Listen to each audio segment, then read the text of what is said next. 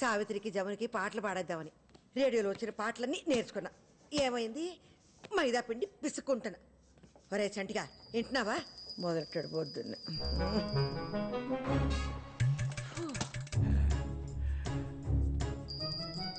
ఏంటదే? హారతి బేబీ. అరగంట నుంచి కొడుతున్నావు. ఏమొచ్చింది? పుణ్యం వచ్చింది. ఏది చూపెట్రా. పుణ్యం ఎలా చూపిస్తాం? 20 రూపాయలు కొబ్బరికాయ, 5 రూపాయలు అగరబత్తి, 3 రూపాయలు కర్పూరం, ఇవన్నీ పెట్టిన పెట్టుబడి కనిపించినప్పుడు వచ్చినప్పుడు నీకు కనిపించదే? కాకెత్తుకుపోయిందా? అయ్యో అయ్యో, ఏంటా మాటలు? లెంపలేసుకో. దేవుణ్ణి అలా అంటాం మహాపాపం. ఆడు నా జీవితంలో చేసిన ఘోరాలతో పోలిస్తే నేను ఇంకా గారం చేసినట్టే. దేవుడా ఆడి బూడుదా. అవ్వా, తిట్ట తలుచుకుంటే నన్ను తిట్టు, లేదా నీ చెప్పు తీసుకుని కొట్టు, అంతేగాని. ఏమైంది? అయ్యో కొత్త చెప్పులు. అయ్యో కొత్త చెప్పులు కొనుక్కుని 10 ఏళ్ళు అవ్వలేదు. పట్టుకో.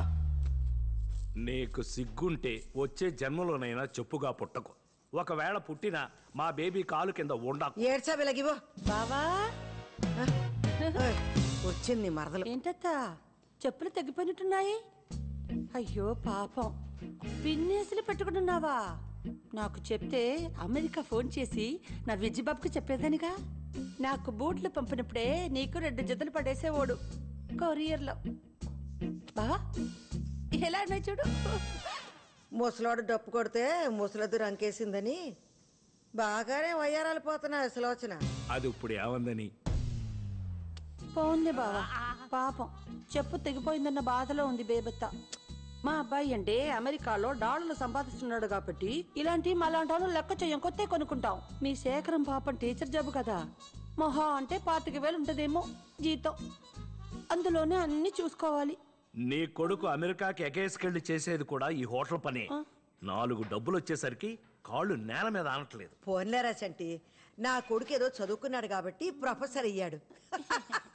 దీని కొడుక్కి నాకు చదువు అవ్వలేదు కాబట్టి నేను ఇక్కడ పెసరట్లు వేసుకుంటే ఆడక్కడ పిజ్జాలు బొజ్జాలని దిబ్బరొట్లు వేసుకుంటున్నాడు. అది కాదే, నీ కొడుకు అమెరికా వెళ్ళిన కొత్తలో టాయిలెట్లు అవి కడిగేవాడంట కదా, ఇంకా అది చేస్తున్నాడా మానేశాడా? బేబీ, దాని నోట్లు నోరెందుకు పెడతావు? పర్లేదులే బావా. బేబత్తకి హ్యాండ్స్ లో రూపాయి లేకపోయినా బాడీలో కొలెస్ట్రాల్ కేం తక్కువ లేదని తెలిసిందేగా. నేను వెళ్తాను, షాపింగ్స్ కి వెళ్ళాలి.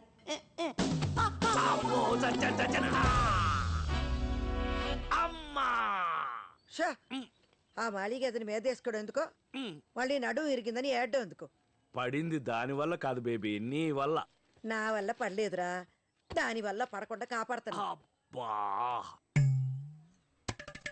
సంటి, ఆ ఫోటో సుబ్బారెడ్డిదేనా? ఆవిడ కొడుకులా ఉండేవాడు. ఎలా పోయాడంట? గుండెపోటు. అయినా ఈ ఫోటో ఏంట్రా ఇంత అద్దానంగా ఉంది? పాపం వాళ్ళ దగ్గర అదే ఉండుంటుంది బేబీ. థూ, పోయాక ప్రేతకల శవంలో ఉండాలి కానీ ఫోటోలో కాదు. పీనాస్ సచ్చినోడు. సరైన ఫోటో దిగుంటే ఇలాంటప్పుడు పేపర్లు వేసుకోవడానికి ఎంత కళగా ఉంటుందో. పోయాక ఏ ఫోటో అయితే ఏంటి బేబీ, మనం ఏమన్నా చూస్తామా సస్తామా? ఒరే సంటిగా, మన అర్జెంటుగా ఒక ఫోటో స్టూడియోకి వెళ్ళి అందంగా 4 ఫోటోలు దిగాలరా. నేను ముందు పోయాననుకో, నువ్వు మంచి పట్టం కట్టించు. నువ్వు పోయావనుకో, నేను కట్టించి పెడతాలే. చెప్పావే. ఎక్కడ బాలాదూర్ తిరిగి వస్తున్నావే అనసూయ?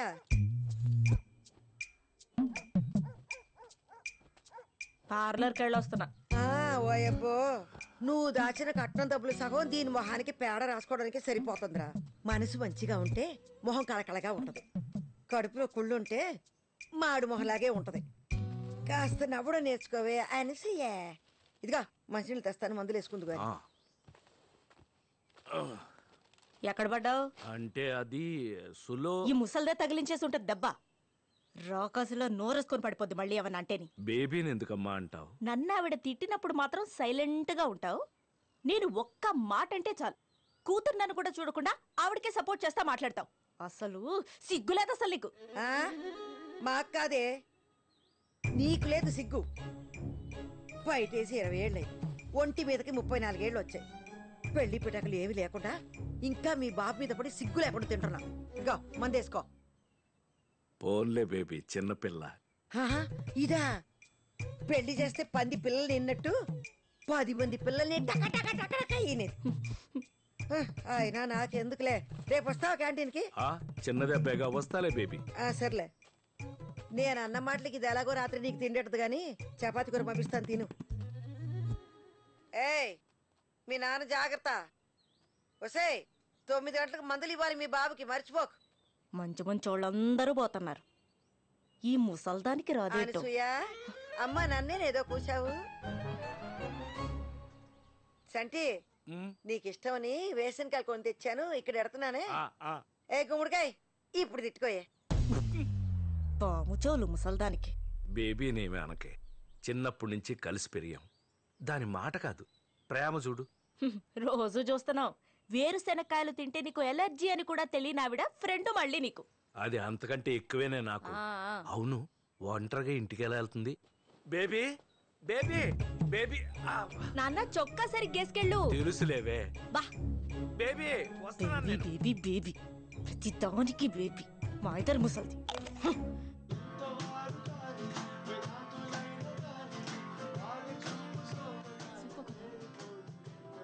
మీ గ్రూప్ పేరేంటి? కెప్రిషియో.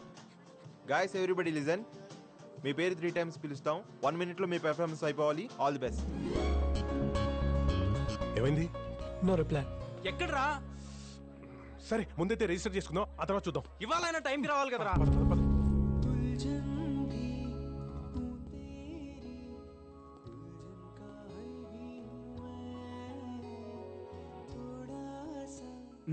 ఎంతమంది ఫైనలైజ్ అయ్యారు? Sofa 2 groups, sir. What? Vikram, you've been trying since 2 weeks and you brought only 2 groups? What's going on? Sir, musical shows ప్రతి ఛానల్ ఉన్నాయి సార్. మన అన్నిటికంటే డిఫరెంట్గా ఉండడానికే ట్రై చేస్తున్నాం సార్. మనకు కావాల్సిన original composers and talented singers sir.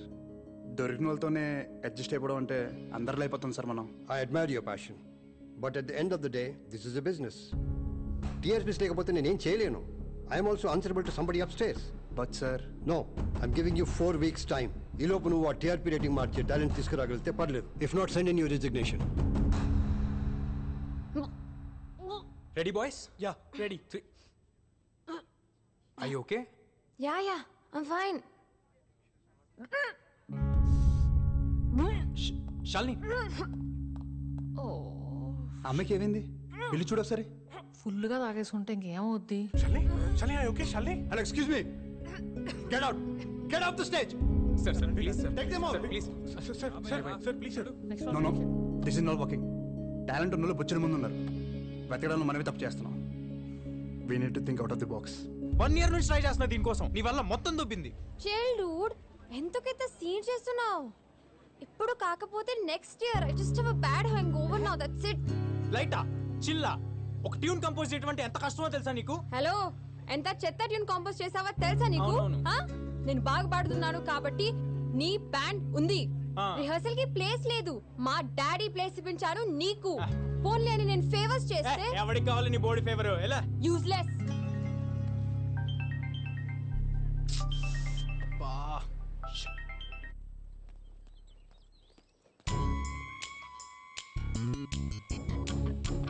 ఆ జాబ్ అప్లికేషన్ ఏమైందే? రేయ్, ఎక్కడికి వెళ్ళొస్తున్నావు? ఫ్రెండ్ వాళ్ళ అంకుల్ హాస్పిటల్లో ఉంటే వెళ్ళి గిటార్ వాయించొస్తున్నాడు. నువ్వు ముయ్. నన్ను కూడా అదే అనరా. నేను కూడా అడగడం మానేస్తాను. బా నిజం చెప్తున్నామా? ఇంకెలా చెప్తే చదువుకుంటావురా? 24 గంటల గిటార్ పట్టుకొని తిరుగుతూ ఉంటే ఫ్యూచర్ ప్లాన్స్ ఏం లేవా? ఆడే ఆలోచించక్కర్లేదు, బ్రహ్మాండంగా ఉంటాడు. ఆడు సరస్వతి పుత్రుడు, నా అలాగే. చదువు ఏదోకైనా కష్టపడితే వస్తుంది. సంగీతం పుట్టుకతో రావాలి. ట్యూషన్ మాస్టర్ 3ఓసారి వచ్చి వెళ్ళారత్తయ్య. పోతే పొమ్మన, ఎవడు వచ్చి నా మనోడిని ఉద్ధరించక్కర్లేదు. బోల్డ్ చదివించాగా దాన్ని. రోజంతా ఆ ఫోన్ చెవికి తగిలించుకుని తిరుగుతూ ఉంటది. ఏ లాభం? ఓయ్ ముసలి, నా ఎడ్యుకేషన్ అయిపోయింది. నచ్చే జాబ్ వస్తే నేనే పోతా. ఇంట్లో కూర్చొని నీ మొహం చూసే కర్మైనా తప్పుద్ది. నీది నా మొహమేనే సుప్పనాతి. ఎహే, ఇదిగో, పిల్లల్ని కనేసి పారేయడం కాదు, ఎలా పెంచాలో నేర్చుకో. లేకపోతే నన్ను అడుగు, నేను చెప్తాను. వాడి ముందే నన్ను ఇలా తీసి పారేస్తే వాడు ఇంకా నా మాట వింటాడు. నువ్వు నా మాట వింటే నీ పిల్లలు నీ మాట వింటారు. కానీ పని చూసుకో బేబీ. నువ్వెందుకు వచ్చావు ఇక్కడికి?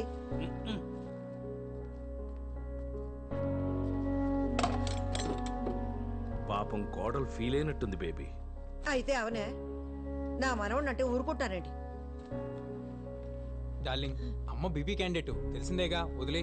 అవును గాని ఆ పాటల పోటీకి వెళ్ళేవి ఏమైంది? ఆ షాల్ని తాగేసి వచ్చి మొత్తం ఆడిషన్ అంతా చెడగొట్టింది. నేను వచ్చి పాడతానంటే నువ్వు తీసుకెళ్ళవు. నెక్స్ట్ టైం తప్పకుండా బేబీ. ఏయ్, ఇదా ఈ 5,000 తీసుకెళ్ళి అమేజింగ్ లో ఏదో గిటార్ కి బ్యాగ్ కొనుక్కుంటానన్నావుగా, కొనుక్కో. అమేజింగ్ కాదు, అమేజాన్. బ్యాక్ టచ్ అంటే తాత, నాన్నమ్మ అమేజింగ్. నాన్నమ్మ, రేపు మా బ్యాండ్ షో ఉంది, ఎలాగైనా ఇంట్లో వాళ్ళందరినీ నువ్వే తీసుకురావాలి. అమ్మకి తెలిస్తే మళ్ళీ అరుస్తుంది. నీకెందుకు, నేనున్నానుగా. Love you my crazy granny. చూడరా ఎంత బాగా ఇంగ్లీష్ మాట్లాడుతున్నాడు.